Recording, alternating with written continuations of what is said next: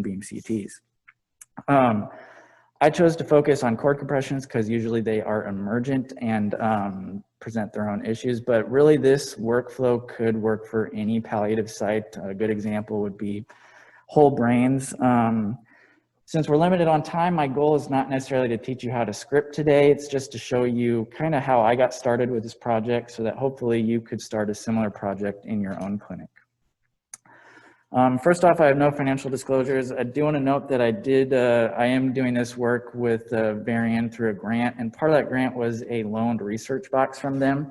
So if you're going to do any scripting, it's important to do that scripting in a research or a test environment before you implement into your clinical environment. So first, what exactly am I trying to do and why? So I think in most clinics, emergent treatments, meaning treatments that have to happen that same day or the same day as a CT simulation, they can be stressful.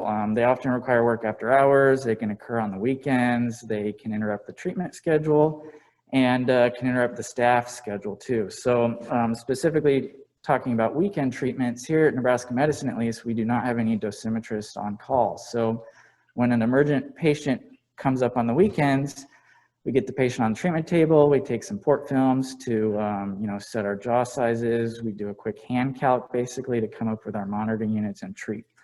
But with all the technology we have available to us these days, I think we should be able to do a little bit better. So my goal is to get the whole entire treatment process from simulation to treatment down to 30 minutes. 30 minutes is kind of a typical new start treatment slot on the machine. So the goal is to get it down to 30 minutes. And one of the biggest obstacles or ways we can reduce that time is by eliminating the CT simulation, or not eliminate it per se, but move it from the CT sim room to the treatment machine and do it on the treatment table, and then use a cone beam CT to plan on.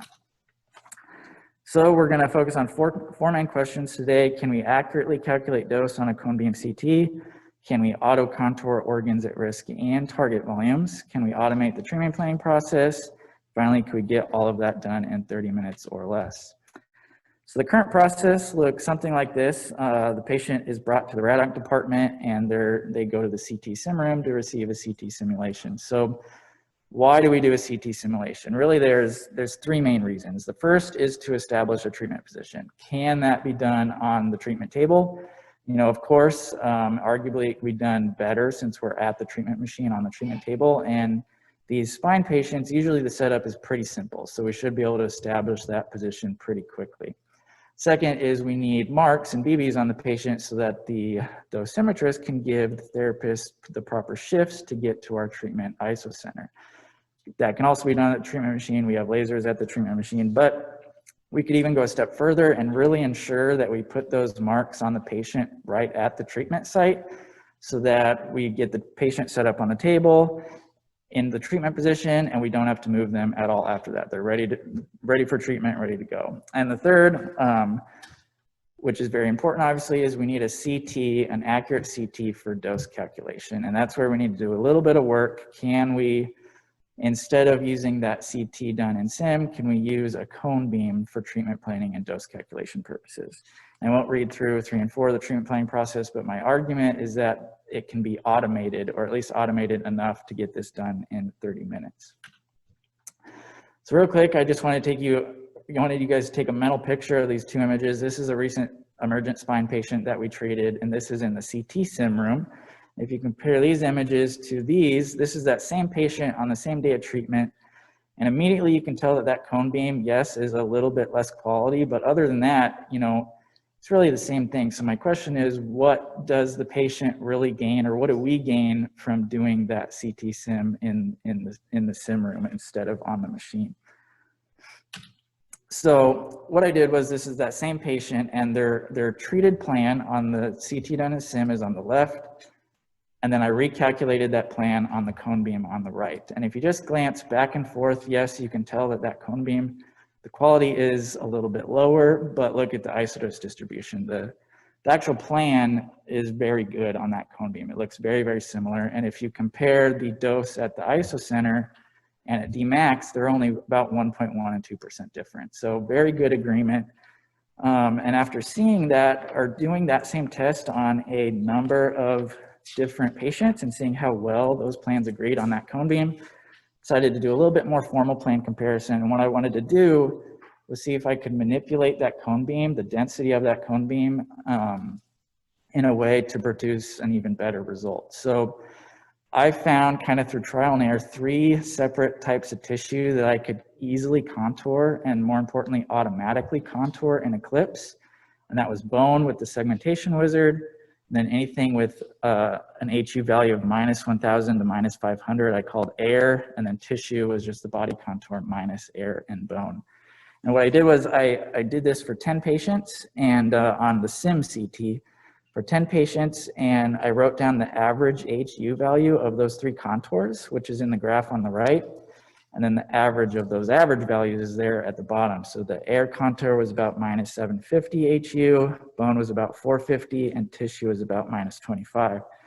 And what I'm going to do is use those contours and those values to do a plan comparison. So I wanted to compare these 4 different situations: the original plan on the SimCT, and then the plan calculated on the SimCT with those override contours. And I wanted to do the override contours on the SimCT just to validate that my method for contouring those 3 tissues and the values I was using to override the density to were going to produce good results. And then of course I wanted to compare it on the cone beam and then the cone beam with those overrides to see which would do better. So here are the results. At the top, again, if you just glance from image to image, you can quickly tell that those treatment plans and that isodose distribution is very similar in all 4 cases. And on the bottom is a graph of the % difference from the 3 situations I was comparing to the original treated plan on the SimCT. So that column on the far left is the SimCT with those override contours, and you can see that the % difference is very, very low. So that's really good because that validates my method for contouring my override contours, and the value I was using to override to does seem to work and produce good results. See at the very bottom there, the average is less than 0.5% difference. And you know, these are point doses at the ISO center and Dmax. I should have put probably mean doses too of the targets, because those were within a few centigrade. They were very, very similar. And then on the right side, the 2 cone beam columns, you can see that the cone beam without those override contours actually did just slightly better than the cone beam with the override. So at our clinic, with our treatment machines at least, it appears that we can just calculate plans on the cone beam without any manipulation and get really good results. But every once in a while you do run by a cone beam that maybe we would feel is too low of quality that we wouldn't want to calculate dose on.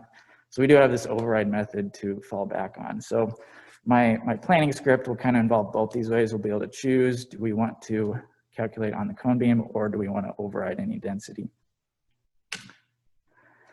So can we accurately calculate dose on a cone beam CT? I think the answer is yes. And remember, we're not talking about, you know, definitive or curative cases here. We're talking about emergent palliation. So is a couple % deviation in accuracy a big deal for these patients? That's, you know, really for you physicians to decide. But next up is contouring. How do we deal with contouring? So in Eclipse, at least, the solution is, or one of the solutions is smart segmentation. So the way smart segmentation works is you build a library of expert cases. They're called expert cases. And so what I did was I took 10 spine patients that we had recently treated, contoured several OARs, you know, that I felt was important to track dose to. And then what I did was I contoured each individual vertebra, because what I'm going to do is we're going to have a pop-up window in our planning script that's going to ask the physician what we want to treat. And for example, say T1, T2. And what our script can do is combine those 2 contours and then automatically add a margin for our P2V. So our target can easily be automatically generated with smart segmentation or with our planning script. And you can see on the right is our expert case, on the left is our cone beam, and those contours, or what smart segmentation does is it finds the most similar match in your library of patients, and then it deforms those contours from that expert case to your new CT that you're trying to contour. So I only have 10 right now just for testing purposes, but obviously the more patients you add to your library, the more likely you will find an even more similar match and the better results you will have. But even with 10, you can see it found a pretty similar match. And those contours, deform pretty well. Not perfect, but arguably good enough for our purposes. Here's another quick example just to show you, the lungs and the cord, they transferred over really well. Again, those vertebral bodies, those spine contours, they're not perfect, but I feel you could get a good target from them. And last, here's an example just showing those 3 override contours that I was talking about. I included these in my library patients just so if we do want to use those to override the density, the process is still automated. So 2, can we auto contour organs at risk and target volumes? I think definitely we can.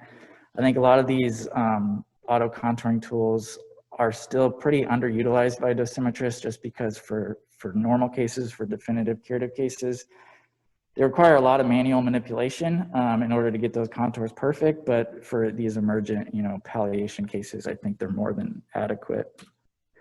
So finally, a little bit into scripting and how we would solve the treatment planning process. So scripting can be daunting, for sure, but there are definitely some tools that I'm going to go through that can help you get started. So the easiest way in Eclipse to get started, in my opinion, is just with the Eclipse script wizard. And what it does is it pops out, the start of a script for you, something like this. And it even at the bottom in green there, it tells you exactly where you can start coding.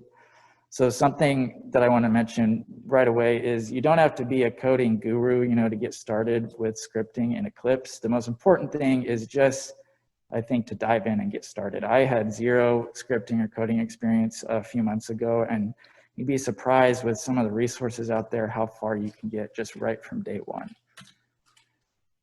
So how do you get started with coding? What do you put in your script? Here's 4 resources that I tend to use a lot. So first off, anything from myvariant.com, all the webinars, all the reference material there is going to be great. There's a bunch of webinars out there, people, just like me, getting started that walk you through, good example scripts and good starter scripts. And of course, I'm talking about all Variant here because that's what we use, but I know all other major treatment planning systems have, similar scripting capabilities and really good resources out there. Reddit is actually a really good resource. There's a lot of really smart people that monitor that board. You can ask questions if you need to. If you get stuck in your script, you can literally ask a specific question and you'll get a lot of helpful responses.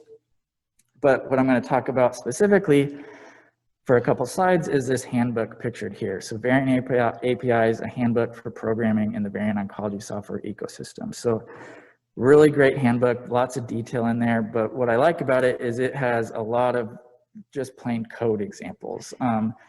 And specifically, there's a section in there on automation, which is what we're trying to do. So at the top is a picture from that handbook, and you can see it tells me exactly what to put in my script, what code to put in there to add a course and add a plan. And my script's on the bottom. I was able to literally copy and paste that pretty much into my script. So very, very helpful. With this handbook, literally in just a couple days, I had a script that added my course for me, my plan. It created my PTV volume, like I mentioned. It added my fields. It shaped my MLCs to that volume and calculated my dose. It did all of that. And I again, minimal experience coding, and I was able to get that done in just a couple days. So it is possible to do, even if you don't have much experience with it. So can we automate the treatment planning process? I think absolutely 100%. With Eclipse, at least, there's even commercially available options nowadays that you can purchase, scripting options that will auto plan for you. So it's definitely achievable. I highly suggest trying to build your own, just so you can customize it to your specific clinic needs and really to the problem that you're trying to solve. So far, everything we've done has been automated. So for our 30-minute time that we're trying to meet, our time limit, everything's looking really good. But what about all the documentation and second checks that have to happen after your plan is approved? So documentation is another thing that you can easily handle with your scripts. You can develop scripts that will create your documents and print them for you. Second checks is a little bit trickier, I feel. So here's a list of some of the common second checks that you would want to do after you have a plan approved. The ones in green, those are ones that I feel can easily be checked with the script one way or another. So from a time aspect, those aren't too much of an issue. The ones in orange, those are going to be hard to second check with a script, but those are ones that you can get started checking before you have an approved plan. So right when the patient arrives, you can start checking those items to save you time. So again, from a time aspect, I'm not super worried about those. But there are a few, I think, that are going to have to stay manual.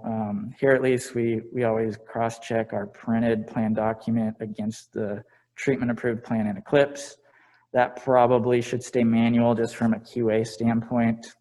RadCalc, or your second IMU check, that's external to Eclipse, so that's probably going to stay manual. So I think there are some manual steps that should stick around just for QA purposes. But again, I think if you really wanted to get a project like this started or get it done, you can take a really close look at your process, start to finish, your second check process, and really fine tune it, get it as efficient as possible. Maybe if you're doing a fractionated treatment, so 10 fractions, maybe even some of those checks you decide can be done after that first treatment for these emergent cases, just to speed up the process. So in summary, this is kind of what I hope the new treatment process looks like someday for these emergent cases. We bring the patient directly to the LINAC, we get them set up in the treatment position. Right when they're set up, we can start second checking, some of those items that we feel that we can, before we have that plan done.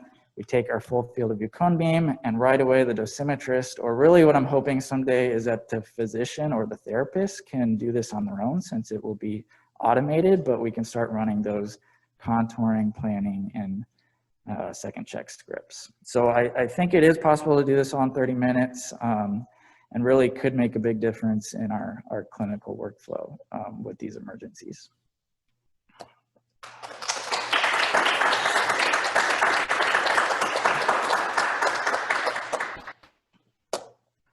Thanks to all